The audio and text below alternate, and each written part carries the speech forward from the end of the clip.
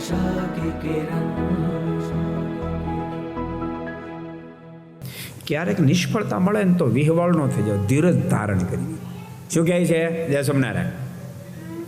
નિષ્ફળતામાં ધીરજ ધારણ કરી શકે, જીવનની અંદર સફળતાને પ્રાપ્ત કરી શકે છે.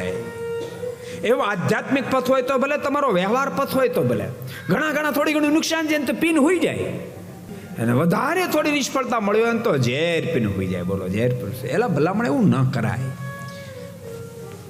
જીવનમાં નિષ્ફળતા ક્યારેક સફળતાની નિશાની હોય છે કે આપણે વધારે મજબૂત કરવા માટે ક્યારેક ઠાકોરજી પહેલા નિષ્ફળતા અર્પતા હોય છે.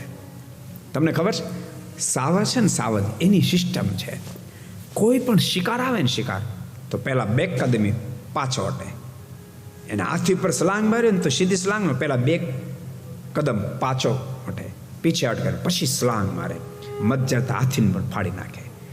એમ ક્યારેક ઠાકોરજી 2 કદમ આપણા પીછે હટ કરાવતા હોય, પણ ભૂલતા નહીં, એ પીછે હટ જીવનની સફળતાની સલાંગ માટે ઠાકોરજી ક્યારેક આપતા હોય. એ તો નિષ્ફળતા ક્યારેક માણસ ભાંગી જાય. દાદા, નિષ્ફળતા માણસ ક્યારેક ભાંગી જાય. અરે હવે શું થાય? અરે ભલામણ કાંઈ નહીં થાય, ઠાકોરજી ઉપર ભરોસો રાખને, તું ફરી વાર મહેનત કર, ઠાકોરજી સફળતા આપશે. को पसंद आया हो तो लाइक करें और शेयर करना मत भूलिए. सब्सक्राइब करें सरदार कथा चैनल को और बेल आइकॉन पर क्लिक करना मत भूलिए लेटेस्ट वीडियो सबसे पहले पाने के लिए.